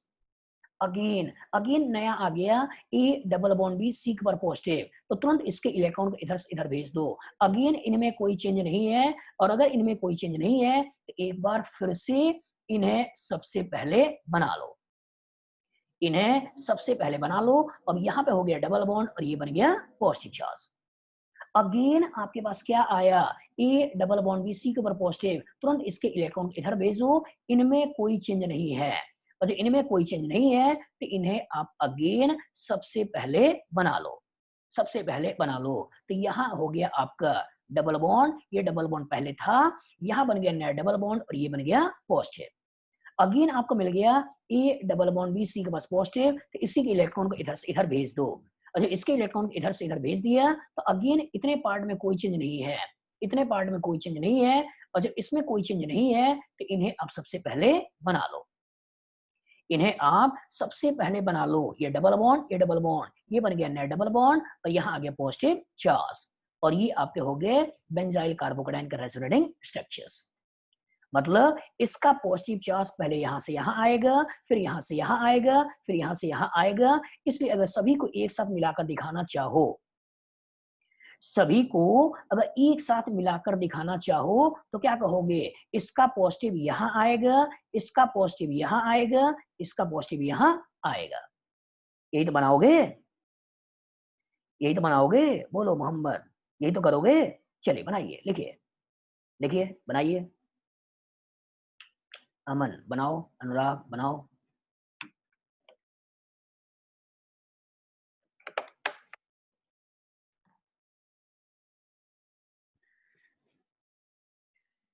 चलिए बना लिया, हाँ बनाइए, सब लोग बनाइए। हाँ बनाओ बनाओ, मोहम्मद, अमन। सुपर स्वा, हाँ बेटा परमानेंट इफेक्ट होता है, रेजोनेंस परमानेंट इफेक्ट होता है।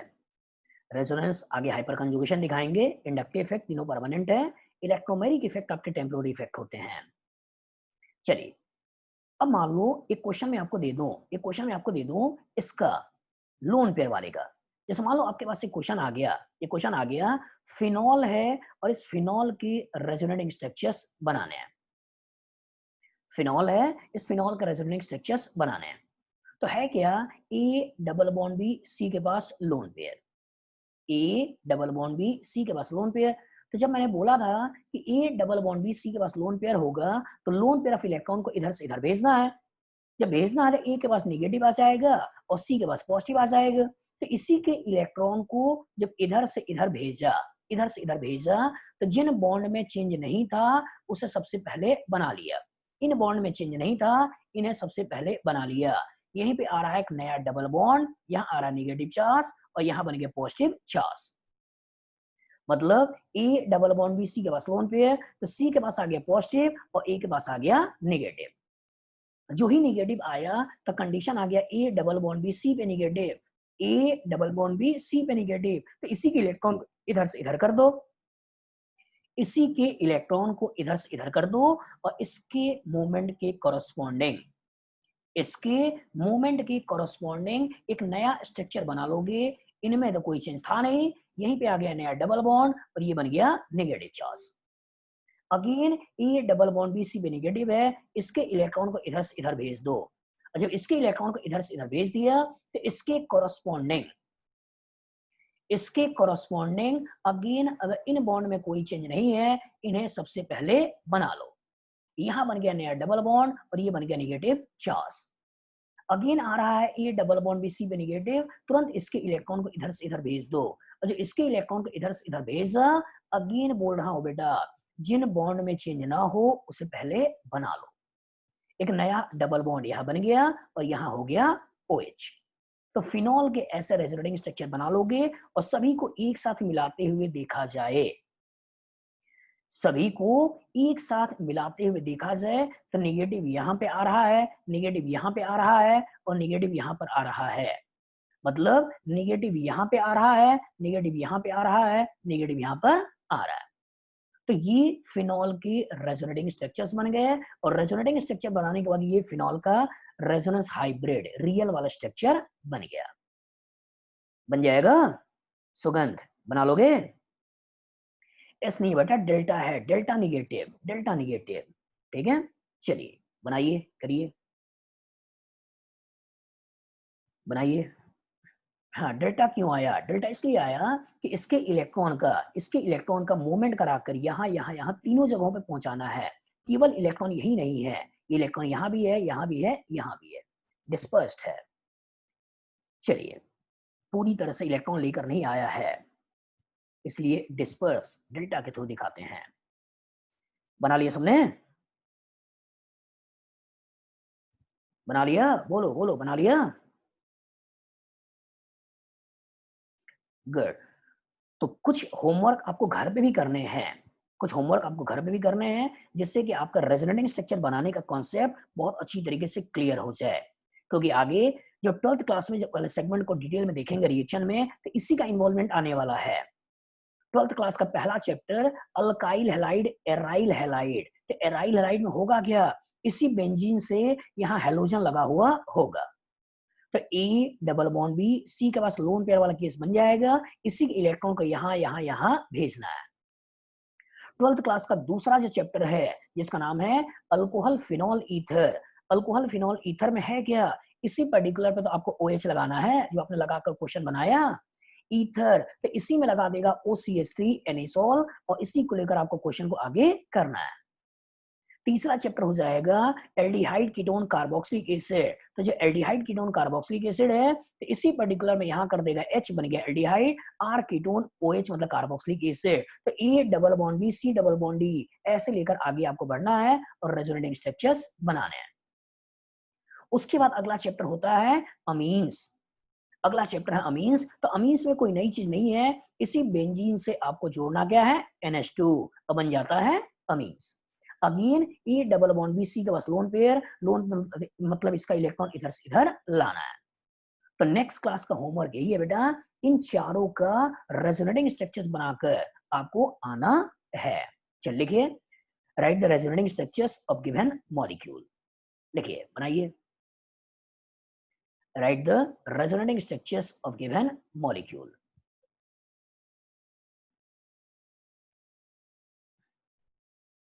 देखिए,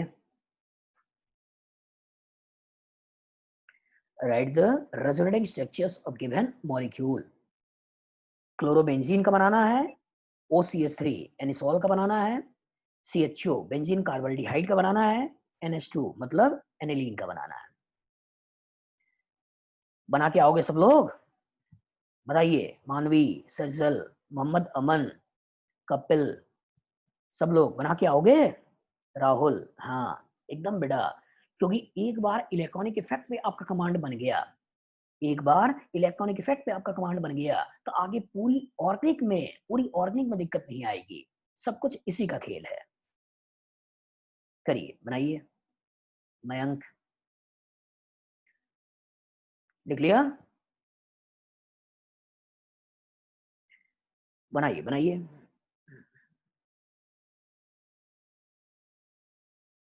चलिए, हाँ बनाइए। आई एम मेकिंग, हाँ बनाओ बेटा, बनाओ। देवांश हो गया, दीपांश, बनाओ बनाओ। ओजस, चलिए आगे बढ़ें। गुड। चलिए, अब अगर आपने रेजोनेटिंग स्ट्रक्चर बना लिया बेटा, तो नया क्वेश्चन आया कि जब एक से ज्यादा रेजोनेटिंग स्ट्रक्चर्स बनेंगे, तो किसी एक की स्टेबिलिटी ज्यादा और दूसरे की स्टेबिलिटी कम होगी। किसी एक की स्टेबिलिटी ज्यादा और दूसरे की स्टेबिलिटी कम होगी। अब किसकी स्टेबिलिटी ज्यादा, किसकी स्टेबिलिटी कम, ये कैसे डिसाइड करोगे? ये कैसे डिसाइड करोगे? तो उसके लिए कुछ पॉइंट्स हैं जिन्हें आपको दिमाग में बैठाकर रखना है। कुछ पॉइंट्स हैं जिन्हें आपको दिमाग में बैठाकर रखना है।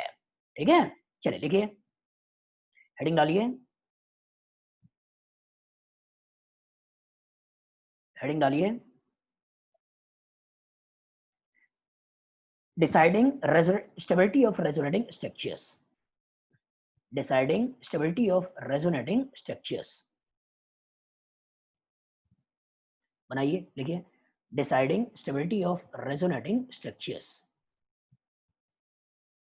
Deciding stability of resonating structures. चलिए सोचिए, न्यूट्रल मॉलिक्यूल की स्टेबिलिटी ज्यादा होगी या चार्ज मॉलिक्यूल की स्टेबिलिटी ज्यादा होगी, क्या बोलोगे? न्यूट्रल मॉलिक्यूल की स्टेबिलिटी ज्यादा होगी या चार्ज मॉलिक्यूल की स्टेबिलिटी ज्यादा होगी, क्या बोलोगे? न्यूट्रल। तो पहला पॉइंट बेटा यही आपके दिमाग में बैठाना है कि neutral molecules are generally more stable than their their charge structure. जैसे मान लो आपने एक मॉलिक्यूल लिया, buta 13 diene, A double bond B C double bond D, A double bond B C double bond D, और इसी के इलेक्ट्रॉन को इधर से इधर आपने भेज दिया। और जब इसके इलेक्ट्रॉन को आपने इधर से इधर भेज दिया तो यहाँ बन गया पॉजिटिव चार्ज, यहाँ बन गया नेगेटिव चार्ज। अब दो स्ट्रक्चर्स बन गए, पहला और दूसरा, और इन्हीं दोनों को पूछ लिया कि ज्यादा स्टेबल कौन सा है। तो ये न्यूट्रल है और ये चार्ज है, इसलिए पहले की स्टेबिलिटी ज्यादा और दूसरे की stability come.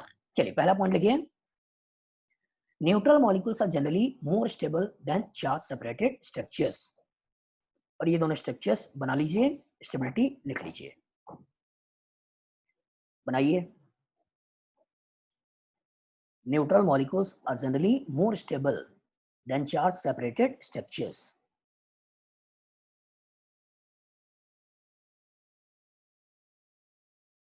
Neutral molecules are generally more stable than charge-separated structures.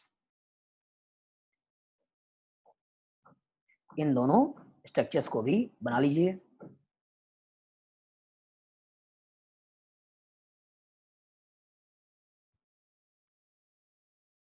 बन गया?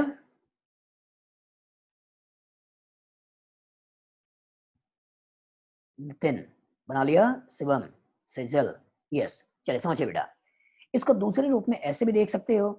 इसमें अगर पाई बॉन्ड का नंबर को काउंट करो तो इसमें कितने पाई बॉन्ड हैं? बताइए कितने पाई बॉन्ड हैं? 2। इसमें कितने पाई बॉन्ड हैं?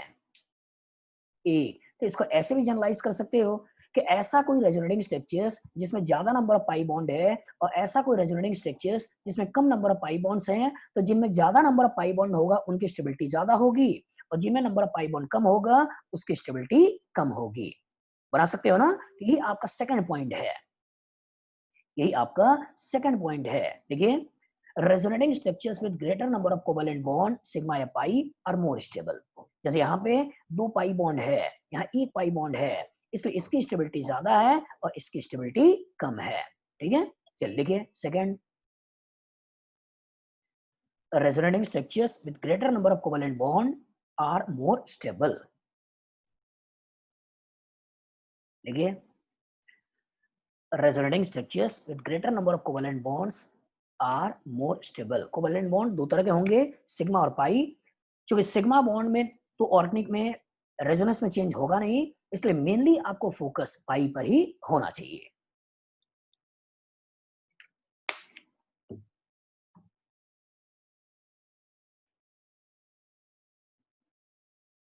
लिख लिया? सुगंध,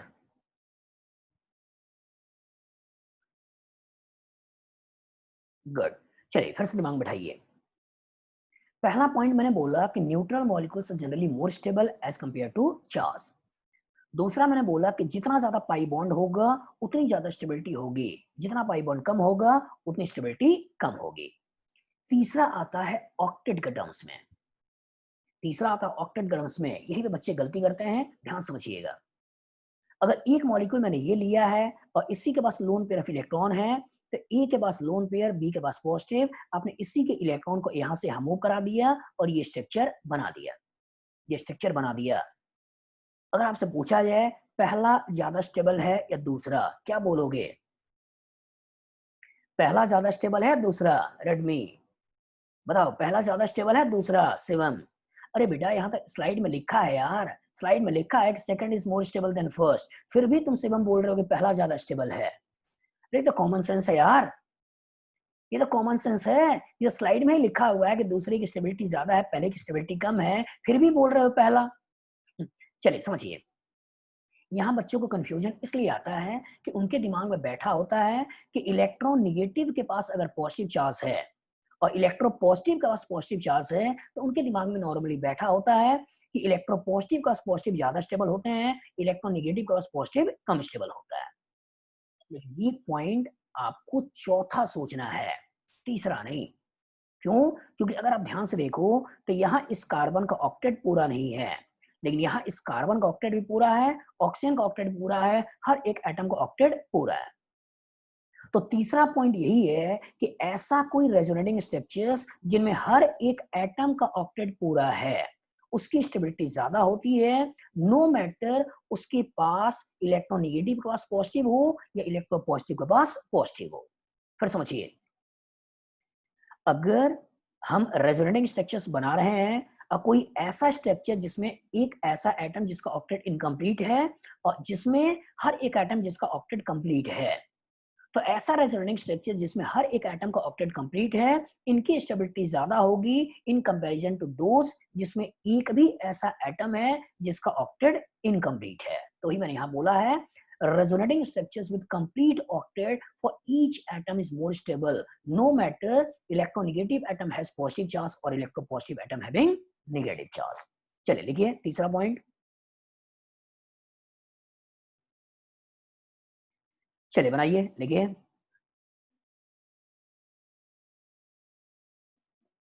बना लिया? बनाइए। केवल 6 पॉइंट्स है बेटा, केवल 6 पॉइंट्स हैं, उन्हीं 6 पॉइंट से आपको क्वेश्चंस को लगाने हैं। चलिए बनाइए। तो पहला पॉइंट, न्यूट्रल, स्टेबिलिटी ज्यादा, चार्ज की स्टेबिलिटी कम। दूसरा पॉइंट, पाई बॉन्ड ज्यादा, ज्यादा स्टेबल, पाई बॉन्ड कम, कम स्टेबल। तीसरा पॉइंट, ऑक्टेट पूरा हो गया, ज्यादा स्टेबल, ऑक्टेट अधूरा है, कम स्टेबल। इसको ऐसे भी देख सकते हो यार, इसमें पाई बॉन्ड 1 है, इसमें पाई बॉन्ड 0 है, और जब पाई बॉन्ड 1 है स्टेबिलिटी ज्यादा होगी, पाई बॉन्ड 0 है स्टेबिलिटी कम होगी। मतलब तीनों पॉइंट को पाई बॉन्ड के टर्म्स में भी देख सकते हो, जितना ज्यादा पाई बॉन्ड होगा उतनी ज्यादा स्टेबिलिटी होगी। चौथा, जब number of pi bond same है, यही कहानी में ट्विस्ट है बेटा। जब number of pi bond same है तब देखना है कि किस तरह का एटम के पास किस तरह का चार्ज है। जैसे अगर ये A double bond B C double bond D है, एक कंडीशन इसके इलेक्ट्रॉन को मैं ऐसे तोड़ दूं, ऑक्सीजन के पास नेगेटिव, कार्बन का पॉजिटिव बना दूं, ये बना लो। और दूसरी कंडीशन इसके इलेक्ट्रॉन को मैं ऐसे तोड़ दूं, कार्बन के पास नेगेटिव, ऑक्सीजन के पास पॉजिटिव बना दूं, मतलब ये बना दो। तो इसमें पाई बॉन्ड 2 है, इसमें 1 है, इसमें 1 है, तो ये तो क्लियर है कि ये ज्यादा स्टेबल है और ये दोनों कम स्टेबल है। लेकिन इसमें इलेक्ट्रोनेगेटिव एटम के पास नेगेटिव चार्ज, इलेक्ट्रोपॉजिटिव एटम के पास पॉजिटिव चार्ज, लेकिन इसमें इलेक्ट्रोनेगेटिव एटम के पास पॉजिटिव चार्ज और इलेक्ट्रोपॉजिटिव एटम के पास नेगेटिव चार्ज। तो जब number of pi bond same हो तब देखना है किस तरह का एटम के पास किस तरह का चार्ज है। इलेक्ट्रोनेगेटिव के पास नेगेटिव, इलेक्ट्रोपॉजिटिव के पास पॉजिटिव, स्टेबिलिटी ज्यादा, और उसी का उल्टा कर दे स्टेबिलिटी कम। याद रहेगा? याद रहेगा? हाँ, लेकिन ये कहानी तब सोचनी है जब number of pi bond same हो, जब number of pi bond same हो। चलिए इस पॉइंट को लिखिए, बनाइए। मोहम्मद अमन, अभी है टाइम बेटा, क्यों परेशान हो रहा है? चल लिखिए, 2 पॉइंट्स और हैं, उसको भी ले लेते हैं, फिर बाइंड अप करेंगे जिससे कि नेक्स्ट क्लास में क्वेश्चंस कर पाओ आप। चलिए करिए, बनाइए।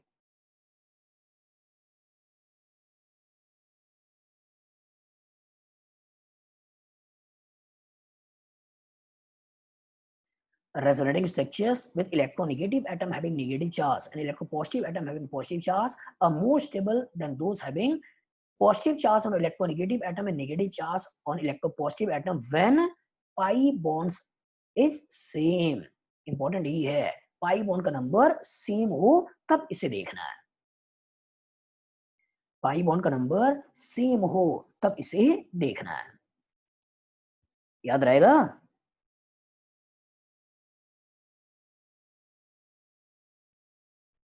बना लिया?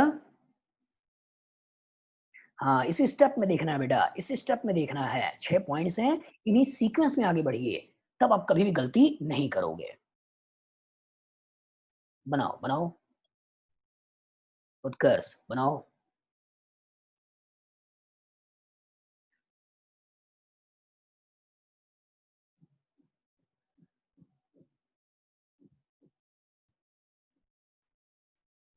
बना लिया? हाँ, चलिए आगे बढ़ें। चलिए 3 और हैं, उसको भी देखिए। 5वां, कभी-कभी ऐसा भी हो सकता है बेटा कि 2 सिमिलर चार्ज पास-पास हो जाएँ। और जो 2 सिमिलर चार्ज पास-पास हो जाएँगे, तो उनके बीच में इलेक्ट्रॉनिक रिपल्शन होगा और जो 2 डिसिमिलर चार्ज पास-पास होंगे, उनके बीच में इलेक्ट्रॉनिक अट्रैक्शन होगा। अट्रैक्शन से स्टेबिलिटी बढ़ेगी और रिपल्शन से स्टेबिलिटी घटेगी। जैसे अगर मान लो आपके पास एक मॉलिक्यूल है जिसमें डबल बॉन्ड है और ये है। हमने किया इसी पर्टिकुलर मॉलिक्यूल को ऐसे तोड़ दिया। यहाँ बन गया पॉजिटिव चार्ज, यहाँ बन गया नेगेटिव चार्ज, यहाँ बन गया नेगेटिव चार्ज और आपने ऐसे बना लिया, ठीक है? अब इसी मॉलिक्यूल को ऐसे सोचते हैं कि अगर मैं इस मॉलिक्यूल को ऐसे तोड़ दूँ, केवल एक पाई बॉन्ड को पकड़ूं और ऐसे तोड़ दूं, तो यहां बन गया CH2 माइनस CH प्लस और यहां हो गया N, ये हो गया O माइनस, ये हो गया आपका ऑक्सीजन, ये हो गया प्लस। दूसरी पॉसिबिलिटी, इसे मैं ऐसे ना तोड़कर ऐसे तोड़ दूं और जब ऐसे तोड़ दूं तो बन जाएगा CH2 प्लस, ये बन गया CH माइनस, ये हो गया N, ये हो गया O माइनस, ये हो गया प्लस, ये हो गया ऑक्सीजन। मतलब आप इधर से पूरा जा भी सकते हो, लेकिन अगर एक पर्टिकुलर पे भी तोड़ूं और एक पर्टिकुलर पाई बॉन्ड को तोड़कर ऐसे में सोच सकता हूं। और जो ऐसे सोच सकता हूं, तो ऐसे सोचने पे यहाँ निगेटिव, यहाँ पॉजिटिव और ऐसे सोचने पे यहाँ पॉजिटिव, यहाँ निगेटिव, ये स्ट्रक्चर्स बनेंगे। लेकिन यहाँ पर जब देखोगे तो होगा क्या कि दो पॉजिटिव पॉजिटिव चार्ज पास पास होगा, लेकिन यहाँ देखोगे निगेटिव पॉजिटिव पास होगा, निगेटिव पॉजिटिव पास, पॉजिटिव निगेटिव पास, निगेटिव पॉजिटिव पास। तो इनके बीच में तो इलेक्ट्रॉनिक अट्रैक्शन होगा, लेकिन इनके बीच में इलेक्ट्रॉनिक रिपल्सन होगा और जो इनके बीच में इलेक्ट्रॉनिक रिपल्सन होगा तो इनकी स्टेबिलिटी कम होगी और इनकी स्टेबिलिटी ज्यादा होगी। तो इसीलिए ये मॉलिक्यूल टूटना ऐसे चाहेगा और जब ऐसे चाहेगा, इसलिए बाद में ये इसके साथ बॉन्ड बना लेता है, इस बॉन्ड को तोड़ देता है और तोड़ने के बाद इस तरह का स्ट्रक्चर बना लेता है। तो यहाँ पे वही समझाने की कोशिश कर रहा हूँ कि दो अगर सिमिलर चार्ज पास-पास हैं, तो उनके बीच में इलेक्ट्रॉनिक रिपल्सन है और दो डिसिमिलर चार्ज पास-पास हैं, उनके बीच में इलेक्ट्रॉनिक अट्रैक्शन है। तो इन पर्टिकुलर स्ट्रक्चर को थोड़ी देर के लिए भूल जाइएगा, अब फोकस इस पे करिएगा। चलिए पॉइंट के ऊपर लिखिए। Resonating structures with similar charge on adjacent atom are insignificant due to electronic repulsion and results into instability in molecule. अब इनको बना लो, पहला, दूसरा, तीसरा। इसको दूसरा सोच लेना और इसको तीसरा सोच लेना और ऑप्शन में ऑर्डर हो जाएगा पहला, फिर इसमें अट्रैक्शन मतलब तीसरा और इसमें रिपल्सन मतलब दूसरा। चलिए करिए, बनाइए।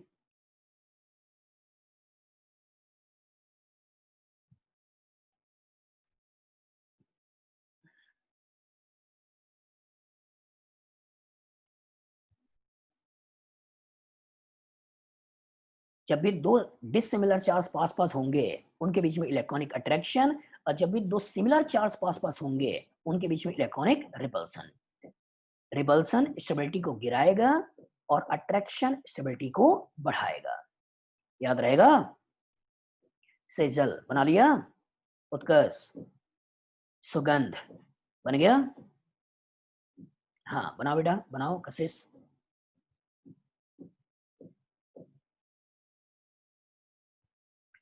चलिए आगे बढ़ें।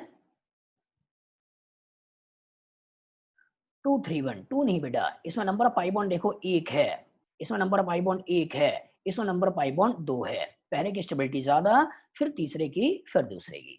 चलिए लास्ट, लास्ट अगर लीनियर कंजुगेशन है, अगर लीनियर कंजुगेशन है तो उसकी स्टेबिलिटी ज्यादा होती है, क्रॉस कंजुगेशन है उसकी स्टेबिलिटी कम होती है। लीनियर कंजुगेशन के कारण स्टेबिलिटी ज्यादा और क्रॉस कंजुगेशन के कारण स्टेबिलिटी कम। जैसे मान लो आपके पास एक मॉलिक्यूल ये है, आपके पास एक मॉलिक्यूल ये है, एक मॉलिक्यूल ये है, ठीक है? इसको CH3 मानिएगा, CH2 नहीं। अच्छा ये डबल बॉन्ड, इसको ऐसे सोच सकते हो, ये डबल बॉन्ड ले लो। चलिए डबल बॉन्ड था। तो यहाँ से इलेक्ट्रॉन इधर आगे तक फैला हुआ है। यहाँ से इलेक्ट्रॉन क्रॉस में है। तो क्रॉस कंजुगेशन के कारण स्टेबिलिटी कम और लीनियर कंजुगेशन के कारण स्टेबिलिटी ज्यादा। ठीक है? ये अलग-अलग मॉलिक्यूल्स में भी हो सकते हैं। अगर रेजोनेटिंग स्ट्रक्चर की बात करें, आप लोग एग्जांपल ये मत बनाइएगा, एग्जांपल ये बनाइए। अगर मान लो हम ऐसे लेते हैं और फिनॉल का रेजोनेटिंग स्ट्रक्चर बनाए, तो फिनॉल की रेजोनेटिंग स्ट्रक्चर्स बनाने में आपने ध्यान दिया होगा, हमने एक स्ट्रक्चर यहाँ से ऐसे मूव कराते हुए ऐसे बनाया था, जिसमें यहाँ नेगेटिव चार्ज था, यहाँ OH, यहाँ डबल बॉन्ड और यहाँ प्लस था।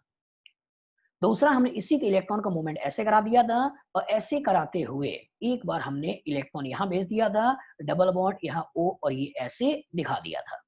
फिर से नेगेटिव को यहाँ भेजोगे, इसी का मिरर इमेज बन जाएगा, फिर से नेगेटिव को यहाँ से भेज दोगे, फिर से फिनॉल बन जाएगा। तो फिनॉल की अगर ये स्ट्रक्चर्स बनते हैं, अब इन दोनों के बारे में सोचो, इन दोनों के बारे में सोचो। यहाँ का इलेक्ट्रॉन यहाँ से आगे बढ़ते हुए ऐसे जा रहा है, ज़्यादा एरिया को कवर कर रहा है। और जो ज़्यादा एरिया को कवर कर रहा है, तो ओवरऑल चार्ज डेंसिटी होती क्या है? Charge per unit area. Area जितना ज़्यादा होगा, स्टेबिलिटी ज़्यादा, एरिया जितना कम होगा, stability come.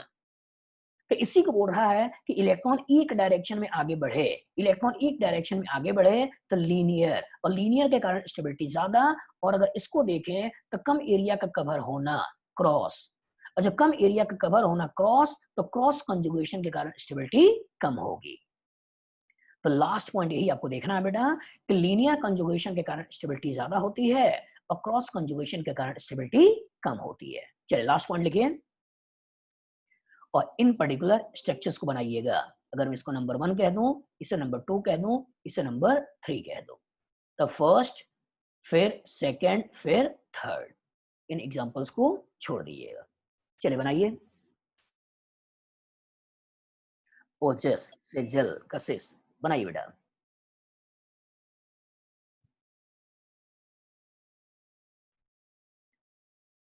Structures with linear conjugation is more stable than the structures with cross conjugation. जिसमें लीनियर कंजुगेशन है उसकी स्टेबिलिटी ज्यादा, जिसमें क्रॉस है उसकी स्टेबिलिटी कम। तो 6 पॉइंट्स हैं, फिर से रिकैप करा रहा हूं। न्यूट्रल मॉलिक्यूल की स्टेबिलिटी ज्यादा, चार्ज मॉलिक्यूल की स्टेबिलिटी कम। दूसरा, जितना ज्यादा पाई बॉन्ड होगा उतनी ज्यादा स्टेबिलिटी, जितना पाई बॉन्ड कम होगा उतनी कम स्टेबिलिटी। तीसरा, अगर हर एक एटम का ऑक्टेट पूरा है स्टेबिलिटी ज्यादा, एक भी जिसका ऑक्टेट पूरा नहीं है स्टेबिलिटी कम। चौथा, सिमिलर चार्ज कभी पास पास हो जाए। चौथा, अगर पाई बॉन्ड का नंबर सेम हो जाए और इलेक्ट्रोनेगेटिव के पास नेगेटिव चार्ज ज्यादा स्टेबल, इलेक्ट्रोपॉजिटिव के पास पॉजिटिव चार्ज ज्यादा स्टेबल, इसी का उल्टा कम स्टेबल।